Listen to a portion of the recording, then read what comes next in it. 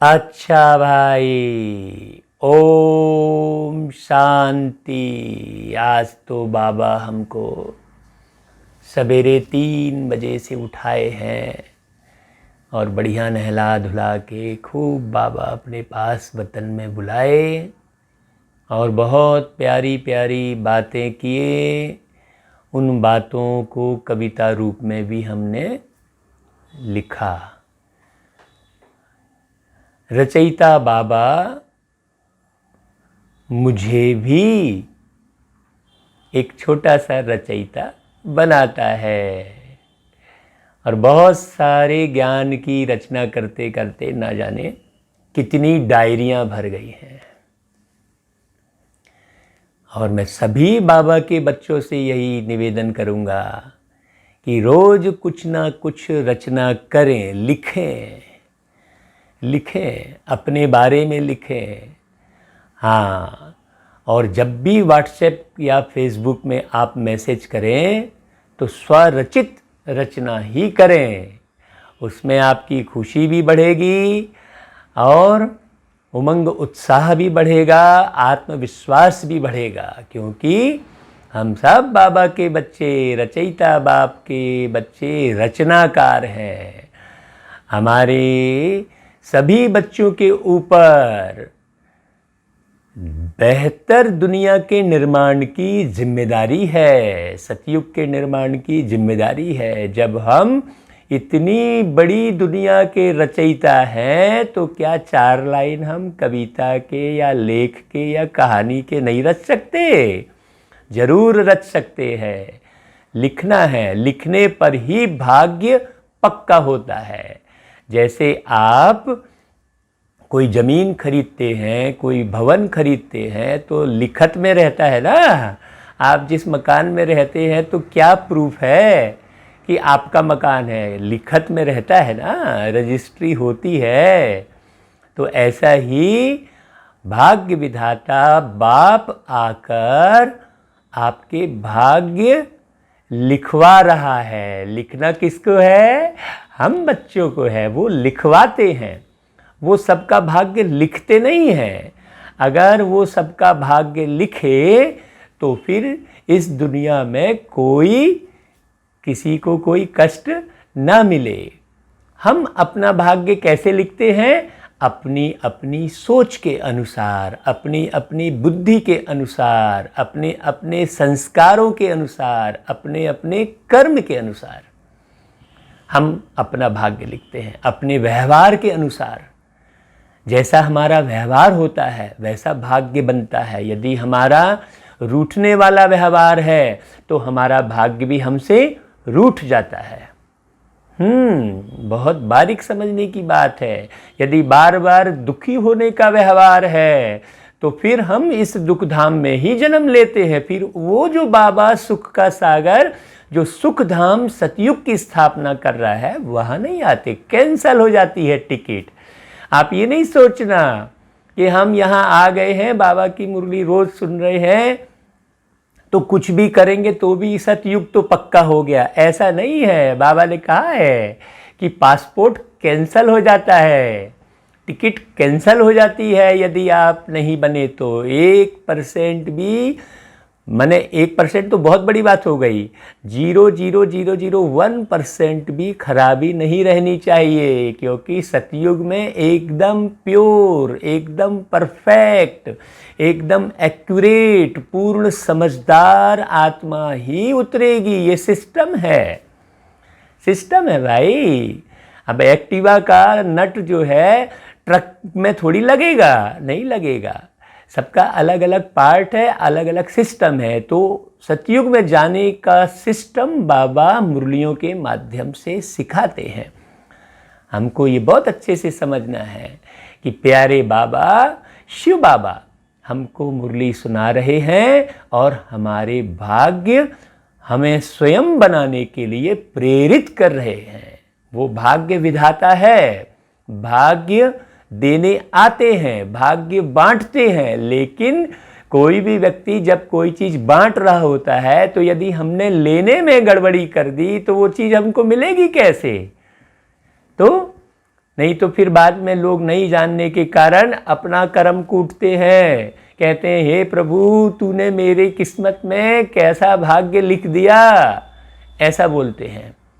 जबकि प्यारे बाबा वो परवरदिगार पारलौकिक परमपिता परमात्मा जो शिव बाबा हैं, वो सबको एक जैसा सुनाते पढ़ाते हैं और सबके लिए एक ही भावना रखते हैं कि हर एक बच्चा सतयुग के सुख पाले, क्योंकि वो सतयुगी स्वर्ग की स्थापना करते हैं। ये कलयुगी दुनिया उन्होंने नहीं बनाई, वो तो बना के इसी संगम पर स्वर्ग बना के गए थे, इसी धरती पर सतयुग बनाए थे। हम बच्चों ने गफलत कर करके और इतनी प्यारी दुनिया को इतनी खराब दुनिया, बेकार की दुनिया हमने बना दी।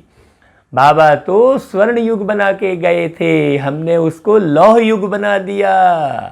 बाबा मेहनत सिखा के गए थे, मोहब्बत सिखा के गए थे, हम मशीनी युग में आ गए और मशीनी युग का उपयोग करते करते, मशीनों का उपयोग करते करते मसान जैसे बन गए।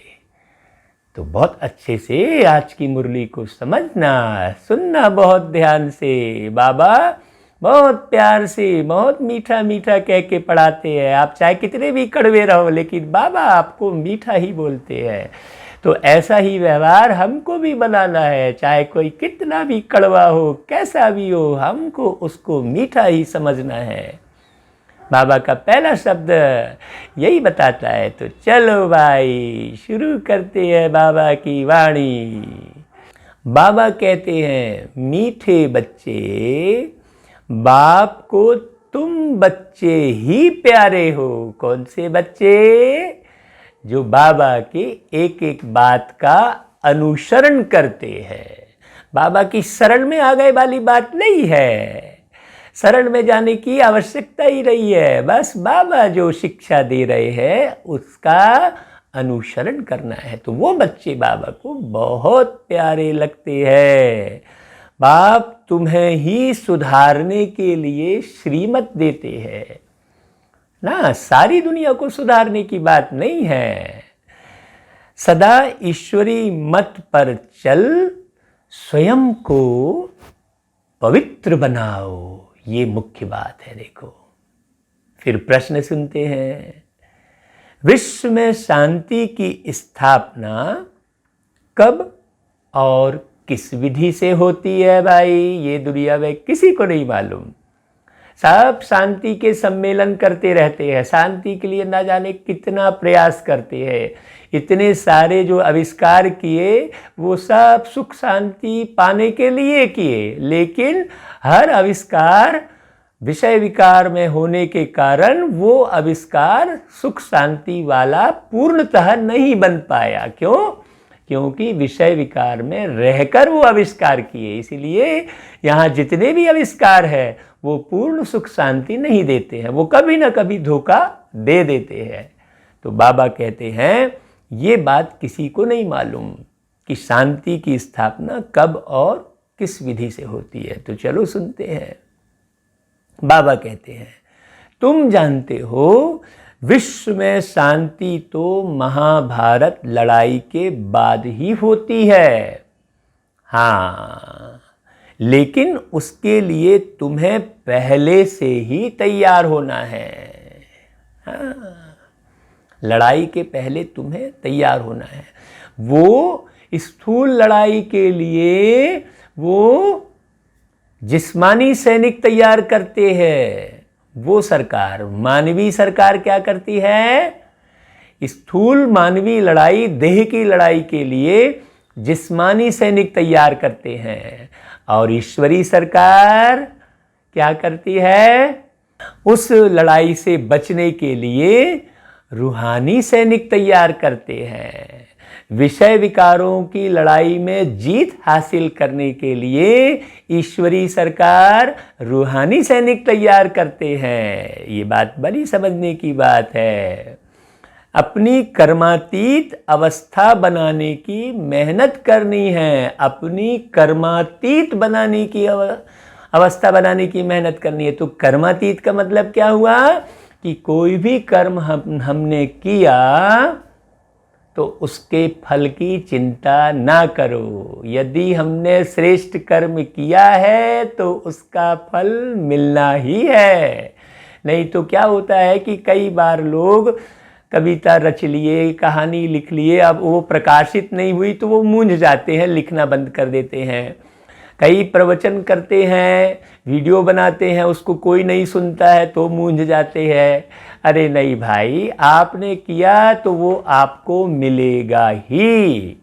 अगर श्रेष्ठ कर्म किया है तो श्रेष्ठ फल मिलेगा ही। तो कर्म के फल की चिंता ना करो। और दूसरी बात, जो पूर्व में गलतियां हो गई हैं उसको भी चित्त में मत रखो, अच्छा कार्य करते रहो। पुराने दुख को, इस जीवन के पुराने दुख को या पुराने सुख को याद मत करो, क्योंकि वो ना तो सुख काम का है और ना ही दुख काम का है। किसी के कर्म को भी याद मत करो। किसी ने आपके साथ गलत कर्म कर दिया है, धोखा दे दिया है, तो उसको भी याद मत करो, भूल जाओ, माफ कर दो उसको। उसके बदले में उसको शांति दे दो, सुख दे दो, मन से शुभ भावना फैला दो। यही है कर्मातीत अवस्था बनाना। ठीक है। तो बाबा कहता है, सृष्टि के आदि मध्य अंत का ज्ञान सिमरन कर, बाप की याद से संपूर्ण पावन बनना है। सृष्टि के आदि मध्य अंत को सुमरना है। आदि में सतयुग के सुख कैसे थे, उस सुख को याद करना है, क्योंकि अब हमको पुनः आदि में जाना है। इसलिए सतयुग के सुख याद करो। इस जीवन के सुख याद मत करो कि मैं इतना बढ़िया था, अब मैं कंगाल हो गया, ऐसा हो गया, वैसा हो गया। नहीं, इस जीवन के सुख को और इस जीवन के दुख को भी याद नहीं करो। बाबा कहता है, तो आदि मध्य अंत का ज्ञान बाबा ने बताया। आदि में आप देव आत्मा, मध्य में पूज्य आत्मा, और ये संगम युग में फरिश्ते हो, ऐसा याद करो। तो उससे आप संपूर्ण पावन बन जाएंगे। तब इस सृष्टि का परिवर्तन होगा। अच्छा भाई, फिर गीत बजा है, आज अंधेरे में है इंसान। आज तो अंधेरे में है।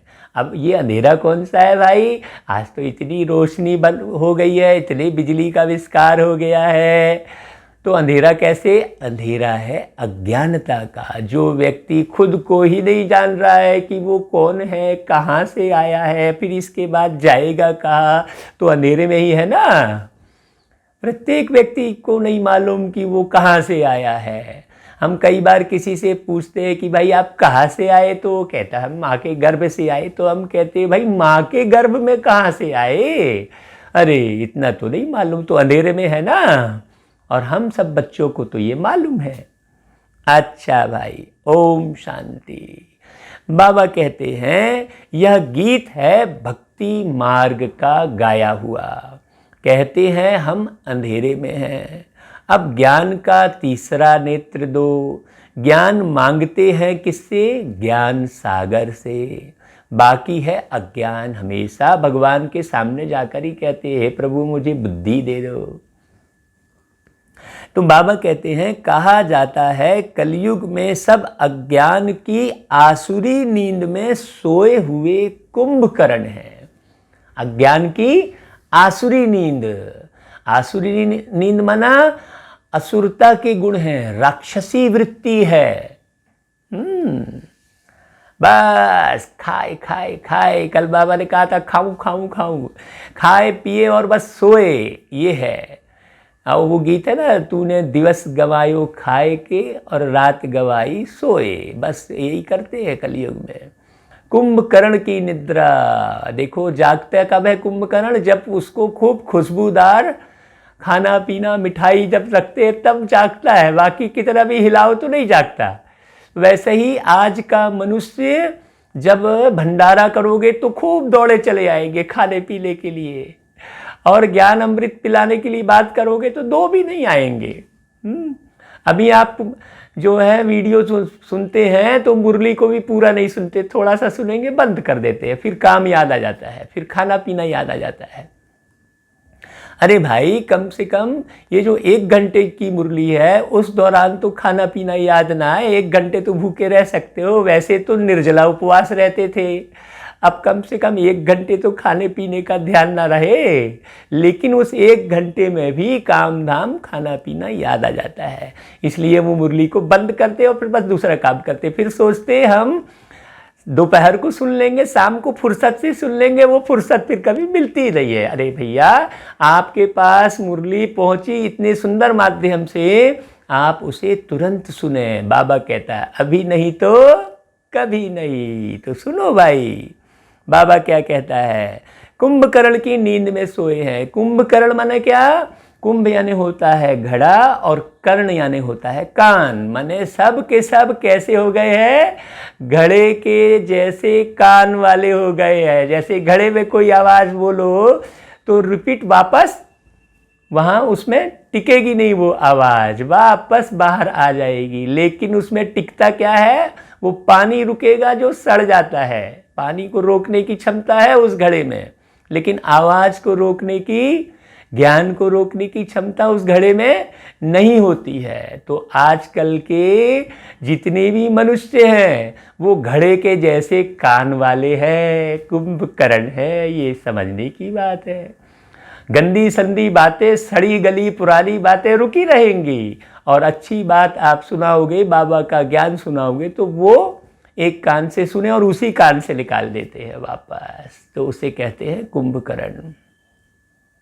बाबा कहते हैं ज्ञान तो बहुत ही सिंपल है, ज्ञान तो बहुत सिंपल है। भक्ति मार्ग में कितने वेद शास्त्र आदि पढ़ते हैं, हठ योग करते हैं, गुरु आदि करते हैं, यहाँ तो कुछ ऐसी बात ही नहीं है, ढेर सारा शास्त्र पढ़ने की बात ही नहीं है।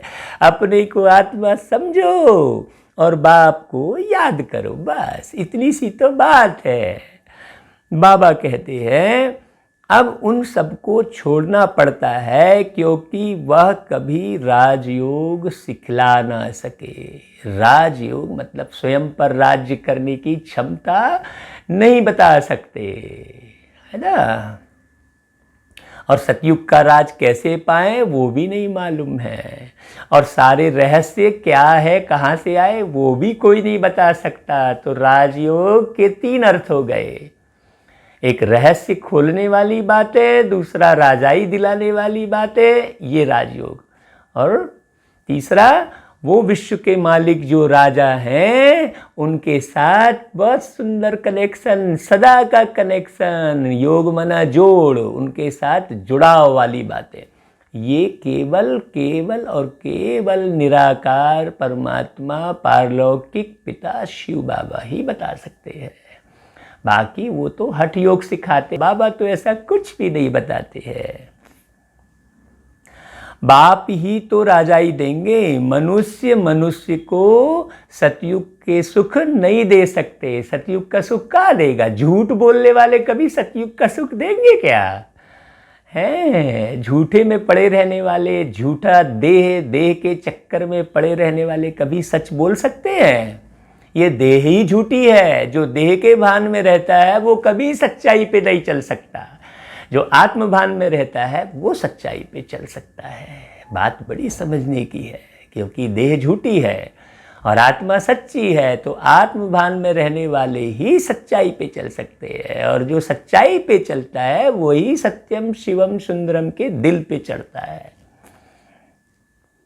बाबा कहता है मनुष्य मनुष्य को दे न सके, परंतु उसके लिए ही सन्यासी कहते हैं काग विष्टा समान सुख है, क्योंकि खुद घर बार छोड़ भागते हैं। बाबा कहता है काग विष्टा समान सुख नहीं है, सुख तो मैं अपार देता हूँ, तुम लेने में कंजूसी कर देते हो, मैं देने में कंजूसी नहीं करता, इसलिए परमात्मा को दाता कहते हैं। बात बड़ी समझना, यह ज्ञान सिवाय ज्ञान सागर बाप आपके और कोई दे ना सके।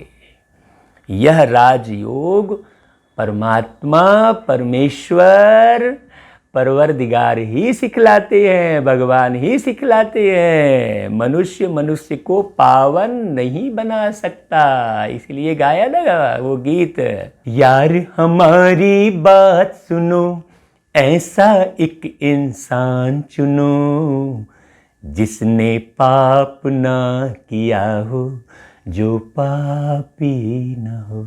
वो गीत है ना। तो एक भी इंसान चुन के बता दो जिसने पाप ना किया, तो पापी ही पापी को कैसे तारेगा। इस गीत को बंद करो भाई करके कोई कहने नहीं आया। इतने बड़े बड़े ऋषि मुनि 1008 अपने नाम के आगे लिखते हैं, लेकिन उन्होंने ये कहा क्या कि इस गीत को बंद करो भाई, मैं पापी नहीं हूं? नहीं कहा। तो पापियों को पापी कैसे तारेंगे, आप सोचो। हाँ, तो पापियों को तारने के लिए एवर प्योर परमात्मा ही, पतित पावन एक ही बाप है। मनुष्य भक्ति मार्ग में कितना फंसे हुए हैं। बाबा वंडर खाते हैं धरती पे आके, देखते अरे कितना भक्ति में फंसे हैं भाई। जन्म जन्मांतर से भक्ति करते आए हैं, स्नान करने जाते हैं। ऐसे भी नहीं कि सिर्फ गंगा में स्नान करते हैं, जहां भी पानी का तालाब आदि देखेंगे तो उसको भी पतित पावन समझते हैं। सब नदियों को कहेंगे पतित पावन। अरे भाई पानी है वो, लेकिन देखो समझते ही नहीं है।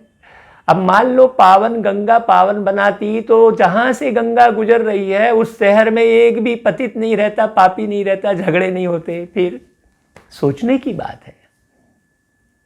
पहले तो गंगा को पावन मानते थे, आजकल तो सभी नदियों को पावन मानने लगते हैं, चाहे जहां कुंभ करने लगते हैं। सोचने की बात है। बाबा कहता है यहां भी गौमुख है, झरने से पानी आता है। हाँ, बाबा माउंट आबू की धरती पे आए हैं तो वहाँ गौमुख है, लोग उसी का पानी पीने जाते हैं। भैया इसको पिएंगे तो तर जाएगी, ऐसा बोलते हैं।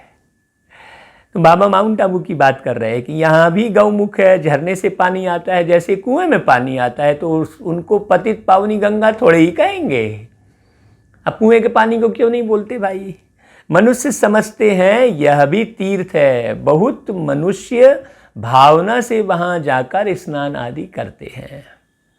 तुम बच्चों को अभी ज्ञान मिला है तो वास्तव में आत्मा पतित हो गई है।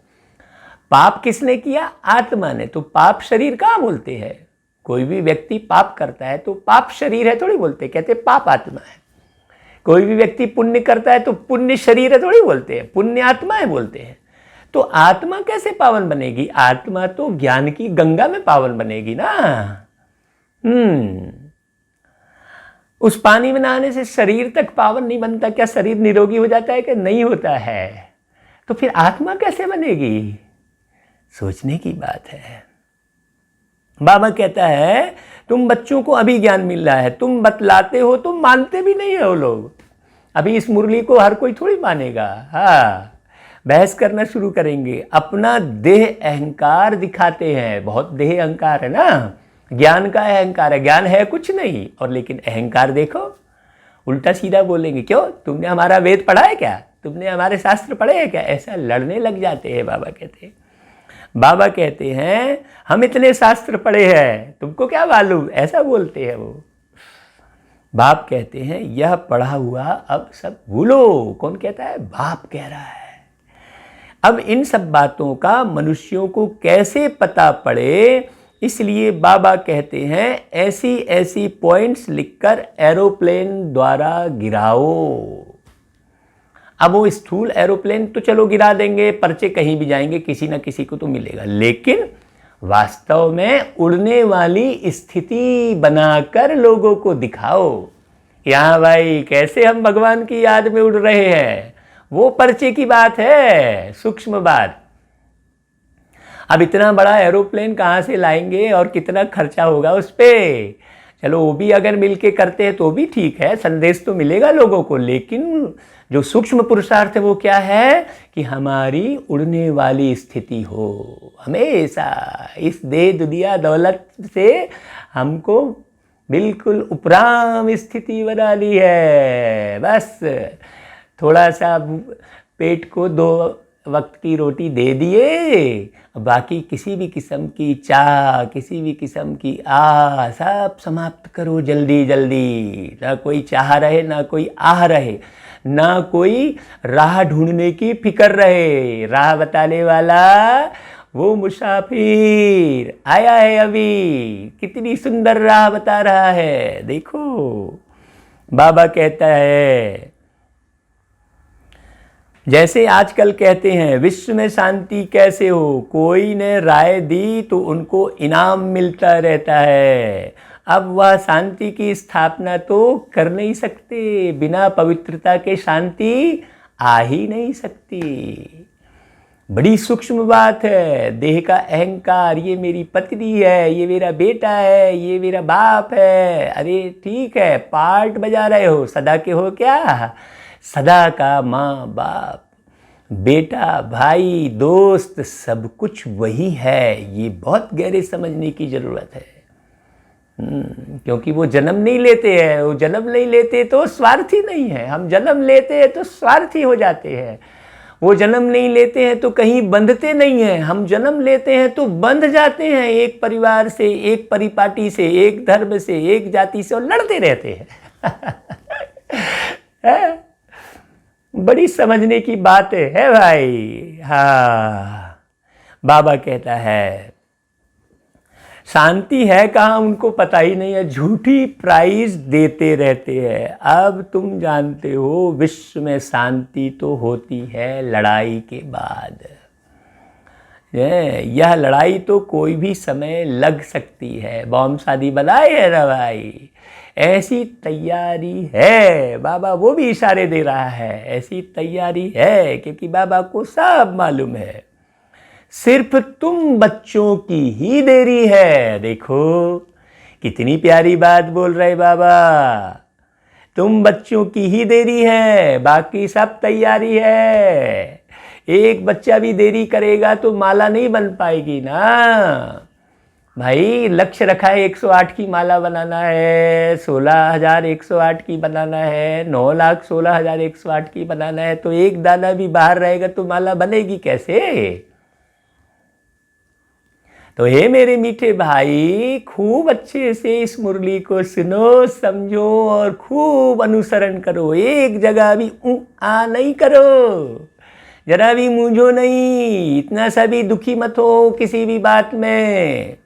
हाँ, जल्दी जल्दी तैयार हो जाओ। तुम बच्चों की ही देरी है, कहा बाबा ने। बाबा कहता है तुम बच्चे कर्मातीत अवस्था पाओ, इसमें ही मेहनत है। आप ये नहीं समझना कि मैं सब भूल गया, सुन लिया, समझ लिया तो भूल गया, ऐसा भी नहीं समझना। बारीक से ध्यान देने की बात है। बाबा कह रहा है इसमें भी मेहनत है। हाँ, ऐसा नहीं कि मैं बता रहा हूँ तो बस मैं बन गया बोलूँ, नहीं, ऐसा नहीं है। बताना तो बड़ा आसान है, बता तो सब एक दूसरे को खूब लेते हैं, लेकिन बनना मुश्किल है। बाबा कहता है,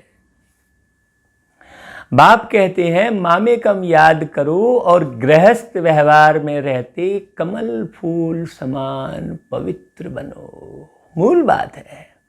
और सृष्टि के आदि मध्य अंत का ज्ञान सिमरन करते रहो। क्यों ज्ञान सिमरन करते रहो भाई? क्योंकि अभी तुम्हें तो मालूम नहीं है ना कब शरीर छोड़ना है। सतयुग में मालूम रहेगा, सतयुग में इतना ज्ञान रहेगा, इतनी आत्मावस्था रहेगी। जो हम जितनी ज़्यादा यहाँ आत्मावस्था बनाएंगे उतना ही सतयुग के सुख पाएंगे, क्योंकि दुख नहीं होगा फिर वहाँ। अभी तो मालूम नहीं है ना, डेट फिक्स है क्या कि कब जाना है। तो फिर अंतमति सोगति हो जाएगी ना, क्योंकि तुम जब शरीर छोड़ोगे तो उस समय तुम्हारी आंख नहीं रहेगी तो नया क्या देखोगे, तुम्हारे कान नहीं रहेंगे तो नया क्या सुनोगे, क्योंकि आत्मा सुनती और देखती तो इस आंख और कान से ही है ना। कान से सुनती है और आंख से देखती है ना। तो जो सुने हुए रहोगे, जो देखे हुए रहोगे, वही तुम्हारे मन में, बुद्धि में मर्ज रहेगा, वही काम आएगा। इसीलिए बाबा कहता है कि सतयुग की याद में रहो। सतयुग की याद में नहीं रहोगे तो उतरोगे कैसे? तो फिर अब कौन सी घड़ी अंत की है तुम्हें पता है क्या? नहीं मालूम है ना। तो फिर इसीलिए निरंतर बाबा आके बता रहा है कि आदि मध्य अंत के सुमिरन में रहो। वो तो राम राम राम राम सुमरते हैं, तो क्या होगा, उससे ज्ञान तो नहीं मिला ना भाई। कृष्ण कृष्ण कृष्ण कृष्ण सुमरे तो आगे जाना कहाँ है, कैसी दुनिया बन रही है, कौन आके बना रहा है, ये सब तो मालूम नहीं है ना। कितनी गहरी बात है, हमको कितनी कशिश होती है बताने में। हमको लगता है कि कैसे बता दें। बाबा कहता है तुम लिख भी सकते हो, ड्रामा अनुसार कल्प पहले मुआफिक विश्व में शांति स्थापन हो जाएगी। तुम यह भी समझा सकते हो कि विश्व में शांति तो केवल सतयुग में ही होती है। हाँ, यहाँ जरूर अशांति रहेगी, परंतु कई हैं जो तुम्हारी बातों पर विश्वास नहीं करते, क्योंकि उनको स्वर्ग में आना ही नहीं है भाई। वो कैसे विश्वास करेगा जिसको हाई क्वालिटी की सामग्री लेने की ताकत ही नहीं है। तो हम उसके बारे में बोलेंगे भाई ये मोबाइल इतना बढ़िया है, ऐसा काम करता है, तो उसको कहाँ से विश्वास होगा। वो तो लिया ही नहीं है, उसको लेने की ताकत ही नहीं है, उसके पास उतनी धन की शक्ति नहीं है, उतनी मन की शक्ति नहीं है, उतनी प्रबल इच्छा नहीं है, तो कैसे लेगा। वैसे ही सतयुग का नॉलेज शक्ति चाहिए। विषय विकार में पड़े हैं तो कहाँ से सतयुग की नॉलेज लेंगे। विषय विकार में पढ़ के कमजोर हो गए हैं। पूरे समय बुद्धि कहाँ पड़ी है, देह में पड़ी है, दौलत में पड़ी है, दुनिया के राग रंग में पड़ी है, तो इसको कैसे उठाएंगे, नहीं उठा सकते। बाबा कहते हैं उनको स्वर्ग में आना ही नहीं है तो श्रीमत पर चलेंगे नहीं। अब तुम बच्चे मुरली सुनने के बाद अगर श्रीमत पर नहीं चल रहे हो, मतलब तुम अपनी टिकट कैंसिल करा रहे हो। बहुत बारीकी से ध्यान देना। यहाँ भी बहुत हैं जो श्रीमत पर पवित्र रह नहीं सकते हैं।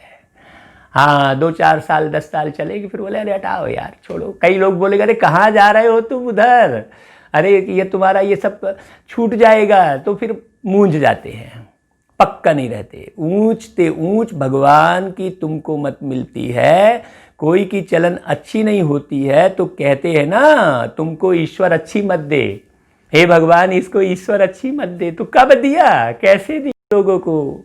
बाबा कहता है अभी तुमको ईश्वरी मत पर चलना चाहिए। कौन कह रहा है, शिव बाबा कह रहा है तुमको अब ईश्वरी मत पर चलना चाहिए। बाप कहते हैं 63 जन्म तुमने विषय सागर में गोते खाए हैं। बाप बच्चों से बात करते हैं, बच्चों को ही बाप सुधारेंगे ना, सारी दुनिया को कैसे सुधारेंगे। सारी दुनिया को सुधारने का बाप ने भी ठेका नहीं लिया है, तो आप भी ऐसा मत सोचो कि अरे ये नहीं सुधर रहा है। साक्षी हो जाओ, अगर कोई बिगड़ रहा है, तुम्हारी बात नहीं मान रहा है, तो साक्षी हो जाओ। हाँ, बाप पर छोड़ दो, ड्रामे पर छोड़ दो, लेकिन अपने पुरुषार्थ को ड्रामे पर नहीं छोड़ना भाई, अपने पुरुषार्थ को बाप पर नहीं छोड़ना। हाँ, बाबा कहता है बाहर वालों को कहेंगे बच्चों से समझो। हाँ, सब जगह जा जाके थोड़ी बाबा बताएंगे। बाबा बाहर वालों को कहेंगे भाई जाओ बच्चों से समझो। पहले शुरू में ब्रह्मा बाबा का लोगों को साक्षात्कार होता था, ऐसा उनको एहसास होता था कि जाओ ब्रह्मा कुमारी जाओ और मेरे ज्ञान को सुनो, ऐसा उनको जाकर कान में ऐसा एहसास होता था। कई बच्चों को, जो बच्चे थे, जो आदि रतन थे, उनको ऐसा एहसास होता था। बाबा कहते हैं बाप को बच्चे ही प्यारे लगते हैं, सौतेले बच्चे थोड़े ही लगेंगे। लौकिक बाप भी सपूत बच्चों को धन देते हैं। अब लौकिक बाप कोई जो शराब पीता रहेगा, उसका बच्चा जुआ खेलता रहेगा, इधर उधर भागता रहेगा, स्थिर नहीं रहेगा, ये दोस्ती वो यारी, दोस्ती यारी के चक्कर में पड़ा रहेगा, तो वो बाप उसको धन देगा क्या, नहीं देगा ना। सिंपल सी बात है भाई। तो वो बाप भी कैसे देगा, वो भी तो जांच परख के देगा ना। तुम 10-20 रुपए की 50 रुपए की मटकी खरीदने जाते हो तो खूब ठोक बजा कर देखते हो, तब 50 रुपए देते हो। तो बाबा ऐसी थोड़ी दे देगा सतयुग की राजाई। हाँ, वो तो लंबे समय तक जांच करेगा, कहाँ कहाँ कैसे कैसे बच्चे कितना बने हैं। बाबा कहते हैं सब बच्चे समान तो नहीं होंगे। बाप भी कहते हैं जो मेरे बनते हैं उन्हों को ही मैं वर्षा देता हूँ। क्लियर कर दिया बाबा ने, जो मेरे बनते हैं उनको ही वर्षा देता हूँ। जो मेरे नहीं बनते वह हजम नहीं कर सकेंगे इस ज्ञान को। हाँ, वो गुस्सा हो जाएंगे बार बार। उनको जरा भी इधर उधर की उनकी इच्छा पूरी नहीं हुई तो पट दुखी हो जाते हैं। तो बाबा कहते हैं श्रीमत पर चल नहीं सकेंगे, वह है भगत। बाबा के बहुत देखे हुए हैं। कोई बड़ा सन्यासी आता है तो बहुत उन्हों के फॉलोअर्स होते हैं, चंदा इकट्ठा करते हैं, अपनी अपनी ताकत अनुसार फंड्स निकालते हैं। यहाँ बाप तो ऐसे नहीं कहेंगे फंड्स इकट्ठा करो, नहीं। यहाँ तो जो बीज बोएंगे 21 जन्म उसका फल पाएंगे। बाबा ये नहीं कहते कि तुम फंड्स इकट्ठा करते बैठे रहो, नहीं। मनुष्य दान करते हैं तो समझते हैं ईश्वर अर्थ हम करते हैं। ईश्वर समर्पण कहते हैं, वह तो कहेंगे कृष्ण समर्पणम। कृष्ण का नाम क्यों लेते हैं? क्योंकि गीता का भगवान समझते हैं। श्री राधे अर्पणम कभी नहीं कहेंगे, ईश्वर या कृष्ण अर्पणम कहते हैं। जानते हैं फल देने वाला ईश्वर ही है। कृष्ण हेत कृष्ण अर्पणम कह के खाना खाते हैं, हम देखते थे पहले। तो बाबा कहते हैं कोई साहूकार के घर में जन्म लेते हैं तो कहते हैं ना आगे जन्म में बहुत दान पुण्य किए हैं तब यह बना है। राजा भी बन सकते हैं परंतु वह है अल्पकाल काग विष्टा समान सुख जो यहाँ पर जन्म लेंगे। कब दिवाला निकल जाए कोई ठिकाना नहीं। यहाँ पर तो आज देखते हैं करोड़पति है, कल देखते हैं रोडपति है। ऐसा होता है कि नहीं होता है? हमने तो बहुत देखे भाई, हाँ, अपनी उम्र में। बाबा कहते हैं राजाओं को भी सन्यासी लोग सन्यास कराते हैं तो उनको कहते हैं स्त्री तो सर्पणी है, लेकिन द्रौपदी ने तो पुकारा है दुशासन मुझे नंगन करते हैं। अब भी अबलाएं कितना पुकारती हैं, हमारी लाज रखो। उसी पर कितने झमेले होते रहते हैं। बाबा यह हमको बहुत मारते हैं, कहते हैं विष दो नहीं तो खून करता हूँ। हाँ, विषय विकार के चक्कर में व्यवहार भी गलत करने लगते हैं। हाँ, दुखी होने लगते हैं, मारने पीटने लगते हैं। अगर पुरुष ज्ञान में चलता है और स्त्री नहीं चलती है तो स्त्री जो है विषय विकार के लिए दुखी होती रहेगी, वो मारेगी पीटेगी तो नहीं। और अगर स्त्री ज्ञान में चल रही है और पुरुष नहीं चल रहा है, उसे विषय विकारों का ज्ञान नहीं है कि भाई ये विषय विकार ही पाप की जड़ है पुरुष को, तो वो जो स्त्री चल रही होती है जिसे ज्ञान प्राप्त हो गया है कि भाई ये विषय विकार पाप की जड़ है, भाई इसे छोड़ना है, तो पति उसके लिए मारता पीटता भी है उसको। और अगर पति चल रहा है तो पत्नी फिर चुपचाप एक किनारे दुखी होती रहेगी, मारेगी पीटेगी तो नहीं, लेकिन इधर उधर ताकती फाकती रहेगी वो। ऐसा होता है।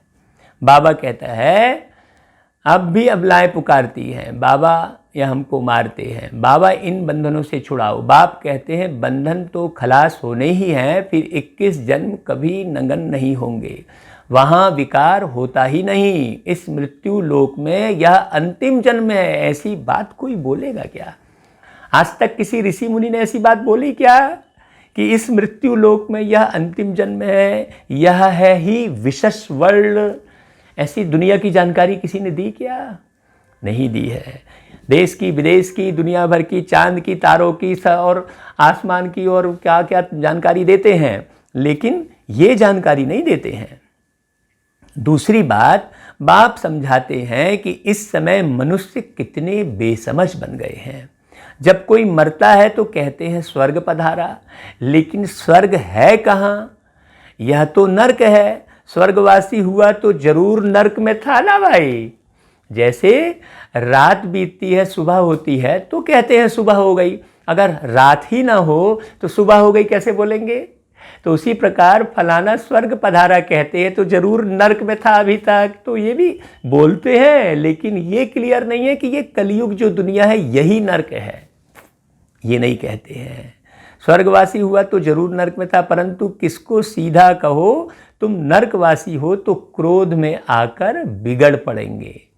कह तो रहे थे जब शरीर छोड़ा तो स्वर्ग पधारा, मतलब विदेही अवस्था बनाने पर ही स्वर्ग जैसा सुख मिलता है। शरीर छोड़ने के बाद ही स्वर्ग पधारा बोलते हैं ना। मतलब जब तक शरीर में था नरक में था, मतलब देह का भान नरक और आत्म भान स्वर्ग। हाँ, और स्वर्ग के बारे में और बाकी डिटेल फिर हम कभी आगे बताएंगे आपको। बाबा कहता है हम तुमको ऐसी युक्ति बताएं जो तुम सच सच स्वर्ग में जाओ। यह पुरानी दुनिया तो अब खत्म होनी है। अखबार में निकालो कि इस लड़ाई के बाद विश्व में शांति होनी है। 5000 वर्ष पहले मुआफिक बाबा पूरी हिस्ट्री बताते हैं। वहां एक ही आदि सनातन देवी देवता धर्म था और कोई दूसरा धर्म नहीं था। ऐसी बातें कौन बोलेगा भाई। वो लोग फिर कहते वहां भी कंस जरासंधी आदि असुर थे, ऐसा बता देते हैं। फिर त्रेता में रावण था, अब उनसे माथा कौन मारे। बाबा कहता है तुम तो बस ज्ञान और योग में रहो, ज़्यादा माथा भी नहीं मारना है किसी के साथ। ना समझे तो फिर ना समझे भाई, क्या करेंगे। ज्ञान और भक्ति में रात दिन का फर्क है। इतनी सहज बात भी मुश्किल किसकी बुद्धि में बैठती है। तो ऐसे ऐसे स्लोगन्स बनाने चाहिए बाबा कहता है। बाबा शुक्रिया आपका, लाखों स्लोगन बनवा दिए हमको निमित्त बना के बाबा ने। बाबा कहता है स्लोगन्स बनाइए, तो हम स्लोगन्स बना बना के सब बांटते भी है। जो बाबा कहता गया वो करते चले गए, तो देखो आनंद ही आनंद है, बिल्कुल परम आनंद में रहते हैं। इस लड़ाई के बाद विश्व में शांति होनी है ड्रामा अनुसार, बाबा भी कह रहा है। कल्प कल्प विश्व में शांति होती है, फिर कलयुग अंत में अशांति होती है, सतयुग में ही शांति होती है। यह भी तुम लिख सकते हो, गीता में भूल करने से ही भारत का यह हाल हुआ है। हाँ भाई, बाप कौन है ये नहीं जान रहे हैं तो फिर गड़बड़ तो होगा ना। जो बच्चा अपने लौकिक बाप को नहीं जानता रहेगा वो तो भटकता रहेगा ना। उसको पूछेंगे भाई कौन है तुम्हारा बाप, तो बोलेगा मैं तो बचपन से ही बिछुड़ गया था। वो बच्चा बोलेगा है कि भाई तुम्हारा कौन है बाप, बोलेंगे तो वो यही बोलेगा कि हम तो भैया नहीं मालूम हमको, तो भटकता रहेगा ना। तो ओरिजिनल बाप की पहचान नहीं होने के कारण ही भटकते हैं। हेड का पता नहीं होने के कारण ही सारी दुनिया में हेडेक है। अगर हेड का सही पता लग जाएगा तो ये सारा हेडेक खत्म हो जाएगा। अभी सब हेडेक में है ना, टेंशन में है। कहते हैं टेंशन शब्द बिल्कुल कॉमन हो गया आज का। तो बाबा कहते हैं इस लड़ाई के बाद विश्व में शांति होनी है, सतयुग में ही शांति है। बाबा कहते हैं गीता में भूल करने से ही भारत का यह हाल हुआ है। पूरे 84 जन्म लेने वाले श्री कृष्ण का नाम डाल दिया है। बताइए, वो आत्मा है, कृष्ण देवाय नमः कहते हैं, मतलब एक देव आत्मा है। भाई आत्मा, देव आत्मा, मनुष्य आत्मा, पुण्य आत्मा, पाप आत्मा, महात्मा, धर्म आत्मा, प्रेत आत्मा, ऐसी आत्माएं है ना भाई, अलग अलग। तो देव आत्मा है तो कृष्ण देवाय नमः का, और तो वो देव आत्मा है। और परमात्मा कहते हैं शिव परमात्मा है नमः, तो मतलब परमात्मा एक ही है। तो गीता कौन सुनाएगा फिर? देव आत्मा सुनाएगी गीता, कृष्ण देवाय नमः कह रहे हैं, तो देव आत्मा सुनाएगी कि शिव परमात्मा नमः कह रहे हैं, शिव बाबा सुनाएंगे गीता। सोचने की बात है, सोचने की बात है। आत्मा का ज्ञान कौन सुनाएगा भाई? गीता में लिखा है ना कि आत्मा ना जलती है ना कटती है ना। तुम क्या लाए थे जो तुमने खो दिया, कहते हैं ना गीता में। तो फिर आत्मा का ज्ञान आत्मा ही कैसे सुनाएगी भाई? आत्मा का ज्ञान तो परमात्मा ही सुनाएगा ना। और कब सुनाएगा? सतयुग सुख में थोड़ी सुनाएगा, जब दुख में पड़ जाते हैं। कहते हैं ना दुख में सुमिरन सब करे, सुख में करे ना कोई, है ना, ऐसा कहते हैं ना। जो सुख में सुमिरन करे तो दुख काहे को होए। लेकिन हम तो हमेशा सुख में भगवान को भूल जाते हैं, दुख में ही सुमिरन करते हैं। हाँ, खुश होकर परमात्मा को याद नहीं करते, दुखी होकर परमात्मा को याद करते हैं। तो फिर बाबा कहता है वह एक ही आदि सनातन देवी देवता धर्म था। वो लोग फिर कहते हैं वहां भी कंस था। बाबा कहते हैं श्री नारायण का भी नहीं डाला है, उनके फिर भी 84 जन्मों में से कुछ दिन कम कहेंगे ना। हाँ, श्री कृष्ण तो बच्चा और नारायण बड़ा, तो कुछ दिन कम हो गए नारायण के। कितनी बारीकी बात बताते बाबा। कृष्ण के पूरे 84 जन्म होते हैं। शिव बाबा आते हैं बच्चों को हीरे जैसा बनाने, तो उनके लिए फिर डिब्बी भी ऐसी सोने की चाहिए जिसमें बाप आकर प्रवेश करे। अब यह सोने का कैसे बने, तो फट से उनको साक्षात्कार कराया। शुरू में तो बाबा ने साक्षात्कार कराया, तब तो निश्चय बैठेगा ना। तुम तो विश्व के मालिक बनते हो, अब मामेकम याद करो, पवित्र बनो तो झट पवित्र होने लग पड़े।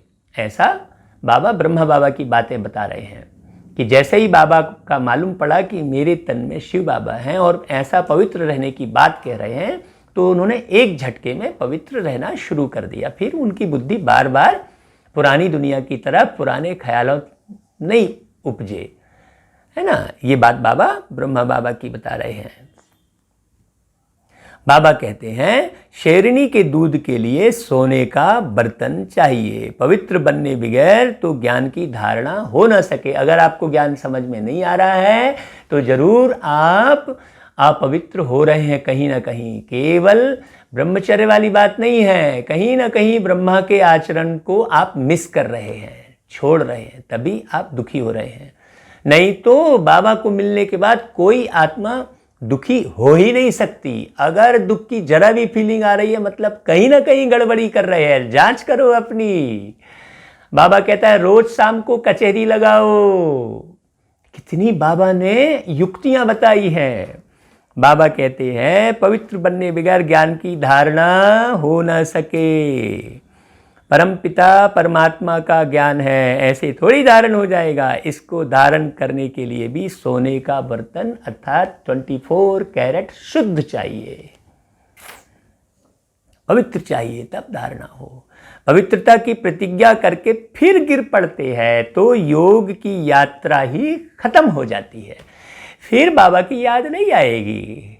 आप जरा भी कहीं धन के लोभ में आ गए, झूठ बोल दिए, धन के कारण कुछ ऐसा उल्टा सुल्टा कर दिए, तो आपको बाबा की याद नहीं आएगी। फिर आप वो फलक से खुश होकर ज्ञान नहीं सुना सकते। हाँ, बाबा कहता है ज्ञान भी खत्म हो जाता है। किसको कह ना सके भगवान उवाच, काम महाशत्रु है। वो व्यक्ति किसी को नहीं बोल सकेगा, फलक से नहीं बोलेगा, उसके चेहरे में टेंशन दिखाई देगा भाई।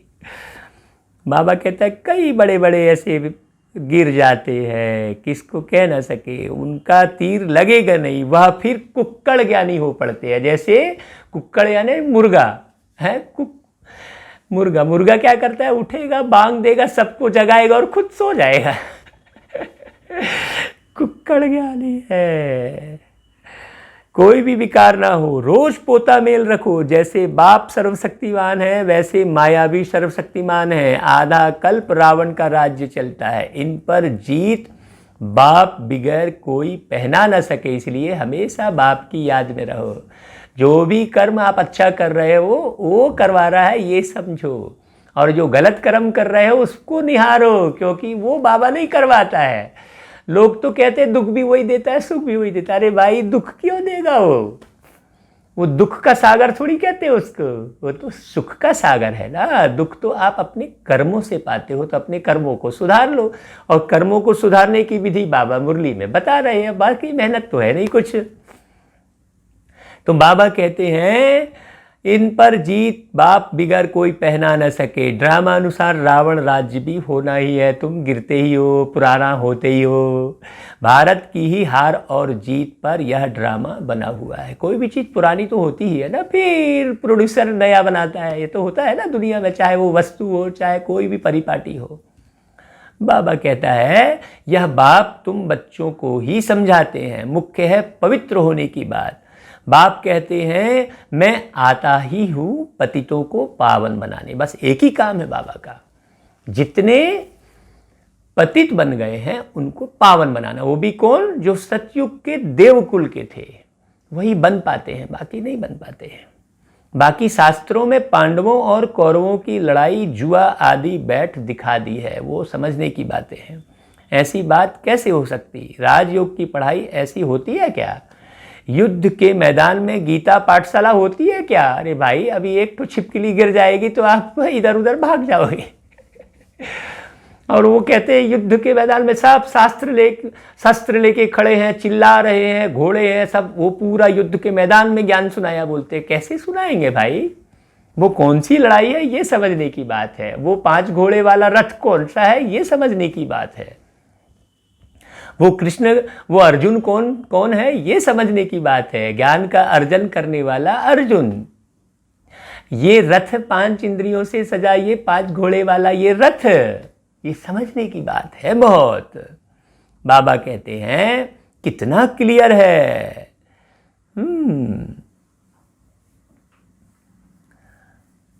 राजयोग की पढ़ाई ऐसी होती है क्या? कहाँ जन्म मरण रहित शिव बाबा और कहाँ पूरे 84 जन्म लेने वाले कृष्ण। देखो कितना अंतर हो गया। शरीर दिख रहा है मतलब वो जन्म ले रहे हैं एक के बाद एक, और शिव बाबा का शरीर नहीं दिख रहा है, शिवलिंग पिंडी है, मतलब वो जन्म नहीं ले रहे हैं। स्पष्ट है। मूर्ति से भी तो हम समझ सकते हैं कि भाई एक बार शरीर लिया मतलब वो शरीर ले रहा है, जन्म ले रहा है बार बार, है कि नहीं भाई? उनके ही अंतिम जन्म में बाप आकर प्रवेश करते हैं। वो आत्मा है, जन्म लेते लेते ये बाद में आखिरी शरीर है। ये भी किसी को नहीं मालूम, ये तो बाप ही जान रहा है ना भाई। इतनी गहरी बात किसी शास्त्र में नहीं है भैया, आप समझो। हाँ, कितना क्लियर है। गृहस्थ व्यवहार में रहते पवित्र भी बनना है। सन्यासी तो कहते हैं दोनों इकट्ठे रह पवित्र नहीं रह सकते, लेकिन ऐसा नहीं है। कहो तुमको तो कोई प्राप्ति ही नहीं है तो कैसे कहेंगे? तुमने कोई प्राप्त नहीं किया है तो तुम इसको असंभव समझ रहे हो। और हम देखो गृहस्थी आपके सामने में, प्रैक्टिकल देखो, मुरली चलवा रहा है बाबा।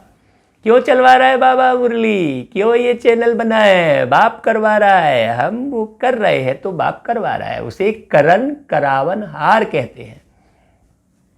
तो करण माने होता है जो करता है उसी से करवाते हैं। जो नहीं करता उससे थोड़ी करवाएंगे। अब भाई दुनिया में भी कोई व्यक्ति काम नहीं करेगा तो आप उससे जबरदस्ती थोड़ी करवा लेंगे, नहीं करवाएंगे ना। तो जो करेगा उसी से तो काम करवाएंगे ना आप। तो वैसा ही पवित्र बनने के लिए जो पवित्र बनेगा उसे बाबा बनाएगा, उसे युक्ति सिखाएगा और उसे ही युक्ति समझ में आएगी।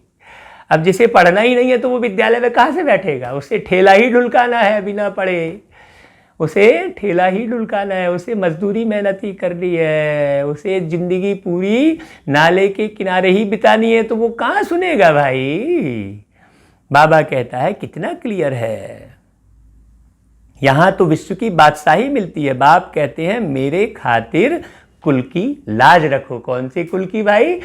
ब्राह्मण कुल की लाज रखो, क्योंकि ब्राह्मण ही फिसलता रहता है। भक्ति मार्ग में ब्राह्मणों को ही क्रोध करते दिखाया है। जितने भी क्रोधी दिखाए सब ब्राह्मण, तो ब्राह्मण ही जो है फिसल जाता है। बाबा कहते हैं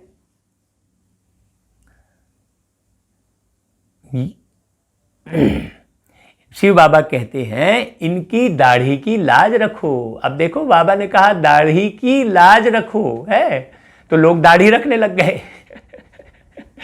कहा भाई ये दाढ़ी, अरे भाई दाढ़ी रखने की बात थोड़ी है। बाबा ने कहा था कि दाढ़ी की लाज रखो, तो बहुत सारे धर्म वाले दाढ़ी रखने को ही संपूर्ण समझ लिए। बाबा कहता है इनकी दाढ़ी की लाज रखो। यह एक अंतिम जन्म पवित्र रहो तो स्वर्ग के मालिक बनेंगे। अपने लिए ही मेहनत करते हैं, दूसरा कोई स्वर्ग में आ नहीं सकता। यह तुम्हारी राजधानी स्थापन हो रही है, इसमें सब चाहिए ना। वहाँ वजीर तो होते नहीं, वहाँ सिर्फ राजा होते हैं, वहाँ मंत्री नहीं होते। यहाँ तो मंत्री ही मंत्री है, राजा कोई है ही नहीं। राजा कोई है ही नहीं तो राजगद्दी कैसे चलेगी भाई? तब कैसे राजनीति सही चलेगी? राजा तो कोई है ही नहीं, सब मंत्री ही मंत्री है। यहाँ राजा कोई है ही नहीं। तो बाबा कहते वहां मंत्री नहीं होते और यहाँ मंत्री ही मंत्री है। कितना फर्क है। राजाओं को राय की दरकार नहीं, यहाँ तो एक मुख्यमंत्री के पीछे 3-3 4-4 सलाहकार है। अरे भाई जब तुम मुख्यमंत्री हो तो फिर तुम्हें सलाहकार बना रखने की जरूरत क्या है? लेकिन वो पूरी तरह ज्ञानी, योगी, योग्य, योगी माना योग्य नहीं है, इसलिए सलाहकार रखते हैं। कितने सलाहकार, सलाहकार नंबर 1, सलाहकार नंबर 2 ऐसा रहते हैं भाई। तो यहाँ और वहाँ में जमीन आसमान का अंतर है। तो बाबा कहता है कि यहाँ तो देखो कितने मिनिस्टर्स हैं, आपस में लड़ते रहते हैं, बाप सभी झंझटों से छुड़ा देते हैं। 3000 वर्ष फिर कोई लड़ाई नहीं होगी। बाप रे, बाबा कहता है देखो कितनी सुंदर दुनिया बनेगी, फिर 3000 साल तक कोई लड़ाई नहीं होगी। बाबा कहता है मतलब 2500 तो सतयुग त्रेता में बीते और 500 साल फिर द्वापर युग के बीते। जेल आदि भी नहीं होगा, कोर्ट आदि भी नहीं होगा। सोचो कितनी प्यारी दुनिया बना रहे हैं बाबा, और ये बाबा ही बना सकते हैं। हमारे और आपकी कोई ताकत, किसी साधु सन्यासी ऋषि मुनियों की ताकत ही नहीं है। अगर ताकत होती तो इतना बिगड़ता थोड़ी। बाबा कहता है वहां तो सुख ही सुख है, इसके लिए पुरुषार्थ करना है। बाबा कहता है मौत सिर पर खड़ा है, याद की यात्रा से विक्रमाजीत बनना है। हमेशा बाबा की बातें याद आती रहे, आपको अपना स्वरूप याद आता रहे, मैं कैसे बना हूँ, कितना बना हूँ। ऐसा याद मतलब केवल ऐसा नहीं है। कई लोग सोचते क्या याद करें, कैसे याद करें। अरे इतना सारा पढ़ाया बाबा ने, कब से पढ़ा रहे हैं, लेकिन पढ़ते नहीं है तो याद कहाँ से रहेगा भाई। पढ़ेंगे तब तो याद रहेगा। केवल बच्चा पढ़ ले और फिर उसको याद ना करे तो परीक्षा में पास कैसे होगा। पढ़ाई को याद रखना पड़ता है। माना बच्चा पढ़ने वाला वो जो 2 घंटा तो किताब में पढ़ रहा है और फिर सारे दिन मन बुद्धि से पढ़ रहा है, वो भोजन भी कर रहा है बच्चा तो वो पढ़ रहा है। ऐसे बच्चे 24 घंटे पढ़ते नहीं दिखाई देंगे, 2 घंटे पढ़कर वो पास हो जाते हैं। कौन बच्चे 2 घंटे पढ़कर पास होते हैं? जो सारा दिन पढ़ने के बाद जुगाली करते हैं। वो है गौमुख। गौमुख का अर्थ होता है ये कि जैसे गाय बाजार में जाती है, सब फटाफट खाती है और खाने के बाद फिर निकाल निकाल के जुगाली करती है, वैसा ही ये मुरली सुनने के बाद आप जुगाली करो। और जुगाली करवाने के लिए बाबा बैठा है, कैसा निमित्त बनाकर। आप भी मनन चिंतन करके अच्छे से जुगाली करो, क्योंकि जब तक जुगाली नहीं करोगे आप दुनिया के गाली से नहीं बचोगे। हाँ, नहीं बचोगे मैंने, दुनिया वाले तो गाली देंगे लेकिन उसका प्रभाव पड़ता रहेगा आपके ऊपर। बाबा कहता है मौत सिर पर खड़ा है, तुम ही मैसेंजर्स हो जो सबको बाप का मैसेज देते हो कि मन मना भव। मतलब सबसे पहले अपने मन को उस भव के अनुसार बनाओ जो सतयुगी भव है। भव यानी संसार, जो सतयुगी संसार है उसको उसके अनुसार अपने मन का निर्माण करो। मन मना भव, ऐसे मन मना भव के बहुत अर्थ हैं। अच्छा भाई, फिर बाबा बहुत प्यार से अपने 5000 साल के बिछड़े हुए बच्चों को बहुत प्यार से याद प्यार देते हैं।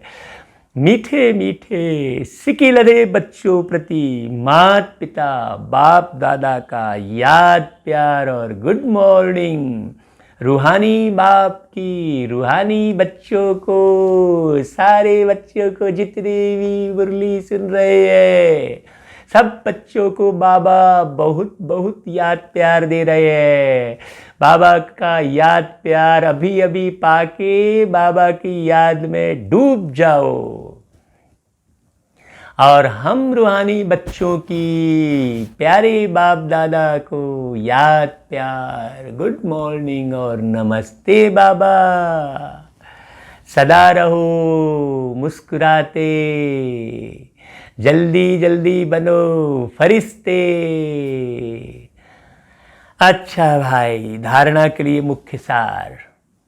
ज्ञान की धारणा करने के लिए पवित्र बन बुद्धि रूपी बर्तन को स्वच्छ बनाना है। हाँ, एक के लिए भी जरा सा भी ना रहे, ये ऐसा कर रहा है वो वैसा कर रहा है। जिसका इतना सा भी जो इतनी सी भी निंदा ग्लानि में पड़ेगा उसका बुद्धि रूपी बर्तन मैला हो जाएगा, फिर उसके बुद्धि में ज्ञान नहीं टिकेगा। इसलिए ये मुख्य अटेंशन देना, किसी के लिए भी अपना मन खट्टा मत करो, अपनी बुद्धि को मलिन मत करो। सिर्फ कुक्कड़ ज्ञानी नहीं बनना है कि हाँ सुना सबको रहे हैं लेकिन कर एक भी नहीं रहे हैं। गीत सुनो, ट्रैफिक कंट्रोल का जो गीत सुनते हो ना, उसके एक एक शब्द को फॉलो करने की बात है। आपको ट्रैफिक कंट्रोल में बार बार हर एक घंटे में 1 मिनट का जो शांति की शक्ति से शांति जग में लानी है, जो सुनाया जा रहा है, वो शांति की शक्ति जमा करने के लिए सुनाया जा रहा है। ऐसा नहीं कि 1 मिनट हम बस चुप हो गए और उस चुप के दौरान भी कुछ और सोच रहे हैं। ट्रैफिक कंट्रोल के गीतों को भी सुनो अच्छे से, बहुत गहन गंभीर है वो गीत, है ना। केवल कुक्कड़ ज्ञानी नहीं बनना है। दूसरा, डायरेक्ट बाप के आगे अपना सब कुछ अर्पण कर श्रीमत पर चलकर 21 जन्मों के लिए राजाई पद लेना है। ये ज्ञान का सार है आज। हाँ, अरे ठीक कुछ भी पद मिल जाएगा, नहीं कर सकते, ऐसे नहीं होना है। आप बल भरने के लिए इतना बड़ा ब्राह्मण परिवार बैठा है, इतने महारथी बैठे हैं, आप उनकी क्लासेस सुनो। दादी की, अभी तो दादी की पुण्यतिथि आ रही है। दादी प्रकाश मणि कितनी लवली, कितनी प्यारी, कितनी श्रद्धेय, वाह बाबा। हम तो दादी से बहुत प्यार पाए हैं। दादी हमेशा टोली देती, बहुत प्यार लुटाती, बहुत ज्ञान की गुही गुहे राज बताती थी। अभी 25 अगस्त दादी की पुण्यतिथि आ रही है। पुण्यतिथि का मतलब क्या हुआ? ऐसी तिथि जब शरीर छोड़े, उस तिथि को पुण्य की तिथि बोलते हैं। मतलब जिस दिन शरीर छोड़ा वहां से पुण्य शुरू हो जाता है। तो क्यों ना हम शरीर छोड़ के ही रहे इस शरीर में, तो रोज ही पुण्यतिथि रहेगी हमारी, फिर है कि नहीं भाई।